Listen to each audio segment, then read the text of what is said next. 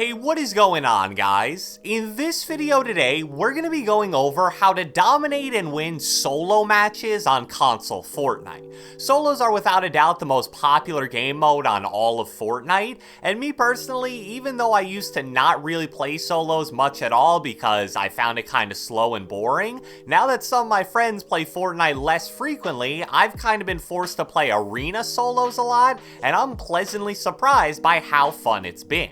But the thing about solos is, it's a very different experience than team game modes. A lot of things that work really well in duos or squads don't really work in solos, and on the flip side, certain skills that aren't all that important in those modes are absolutely crucial in solos. So the tips in this video should apply to public solo matches, arena solo matches, and even competitive because the current FNCS is solos as well.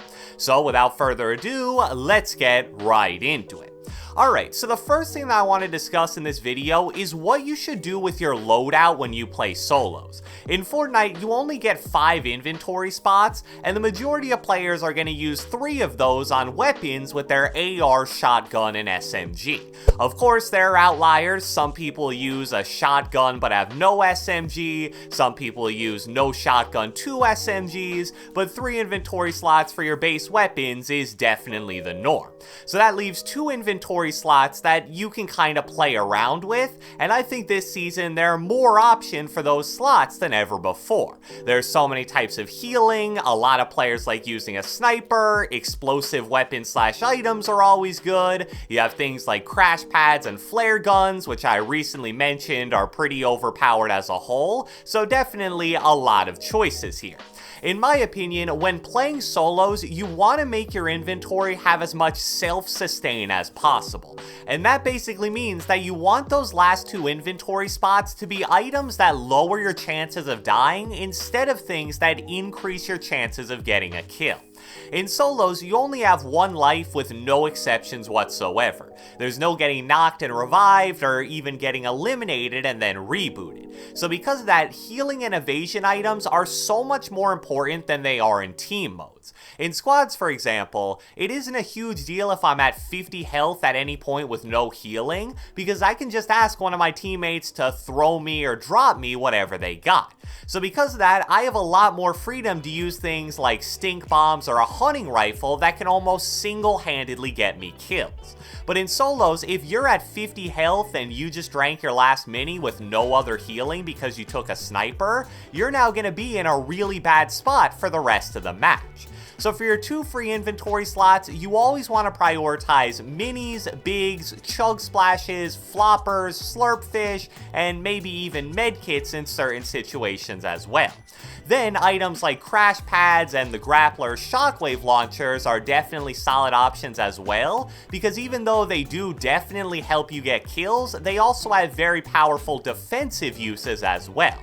Now this idea of having a lot of self-sustaining items in solos I think is especially important for console and controller players. A lot of our fights are going to end with point blank range SMG spraying, and even though that is a great way to finish kills, a lot of times it also results in you taking at least a little bit of damage. But if you carry around lots of healing especially, that chip damage the enemy deals right before they die won't be the end of the world for you. The next tip that I think is really important for solos is to realize that you aren't as punished for using a significant amount of resources as you are in team modes. When I'm playing duos, trios, or squads, I'm always really apprehensive about using too many mats or too much healing early in a fight. Because let's say you use 90% of your mats or all your healing to kill the first person you fight, if your teammates get downed or just aren't really helping you, you still have to kill 1 to 3 more enemies without any kind of downtime. Yeah, maybe you'll get lucky and the first enemy you eliminate will refresh your mats and healing, but what if he doesn't? Or what if you eliminate him at medium range and then someone else loots his body? In those scenarios I just described, you're pretty much screwed for the rest of the fight, and that's easily one of my most common causes of death in team modes. But in solos, most of the time when you eliminate a player, that ends the fight entirely.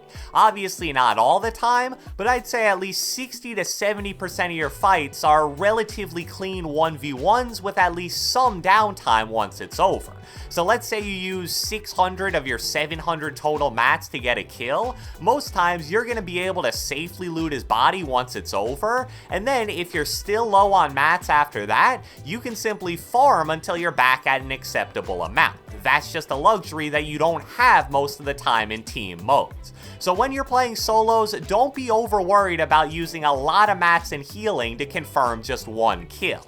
It may feel like a waste to use, say, 800 mats and 2 big shields in a 1v1, but that's a much better alternative than using 400 mats and 1 big shield but dying because of it. The next really important tip for solos is that compared to other game modes, third-partying fights is just such a powerful way to get so many easy kills. Again, let's just compare third-partying in a squads game to a solo.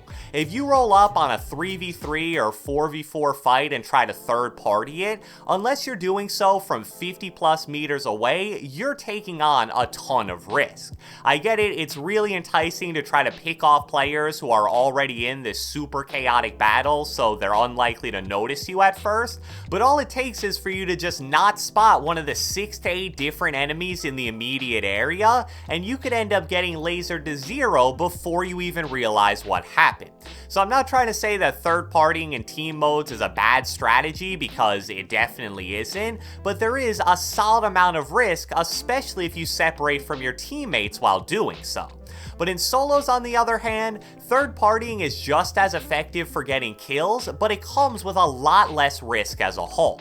If you see 2 players fighting, those are most likely going to be the only players in the immediate area. So if/when you go for the third party, which you probably should, as long as you keep track of those players, you won't get surprised by anything. And like I sort of mentioned in the last section, one of the main positives of third-partying solo fights is that you can end them a lot quicker than when you third-party team fights. If you roll up on 2 enemies that are really weak because they've already been fighting each other, you may only have to deal like 70 total damage to pick up 2 kills, and now that fight's totally over. But in a squads team fight, sure, you might be able to get the first kill or 2 relatively easily, but now you're still going to have to fight the teammate of the players you just killed. And it kind of snowballs against you, because since those fights are so large and take so long to end, you're very likely going to get third-partied by an outside team at some point. So it's like this cruel twist of fate where you enter the fight by third-partying, but then before it's over, you get third-partied by an entirely different team. That's just much less likely to happen in solos, which is why it's a much stronger tactic there. The next thing I want to talk about in regards to solos specifically is how important it is to be very selective with when/where you take fights, and here's what I mean by that. In team game modes, it's very hard to avoid fights in general, and also to disengage from them. Let's say you're playing a squads game with 3 other people, and you spot another team of 4 not facing you maybe 50 to 100 meters away. Even if you want to avoid that fight because let's say you're on low ground and they're on high ground, that's going to be difficult to do for 2 different reasons. First off, all it takes is one person on your team to start shooting and your cover is totally blown, so now you're basically forced to take that fight. And even if all 4 members of your team are disciplined enough to lay off the trigger, which at least with my friends would be pretty unlikely, all it takes is for even one of the 4 enemies to turn around, he'll call you out to his friends, and now you're getting sprayed at by 4 different players. Plus, once the fight started, it's ridiculously hard to disengage an entire team of multiple players. As great as it may sound in theory, you can't just call out, "Hey guys, I'm placing a pad, let's get out of here," and expect everyone to instantly do that. One of your teammates may be getting his 1-by-1 pressured when you say that, another teammate may be 30 meters away at this point, another guy may already be knocked. It's borderline impossible to just straight up exit a fight in team game modes. But in solos, that isn't the case at all, really. You can be incredibly selective with when and where you take fights, and also you can disengage from active fights very easily as well. You don't have to worry about getting caught in between 3 to 4 different enemies that are scattered all around you but on the same team. So I hope you guys enjoyed this video, and if you watched the entire thing, be sure to let me know with a comment down in the comment section below. I have a fairly simple question I'd like you guys to answer for me. Do you think you play solos more in Fortnite or team modes more? Be sure to leave a like, leave a comment, subscribe, turn on post notifications, do whatever the heck you want, and I will catch you guys next time.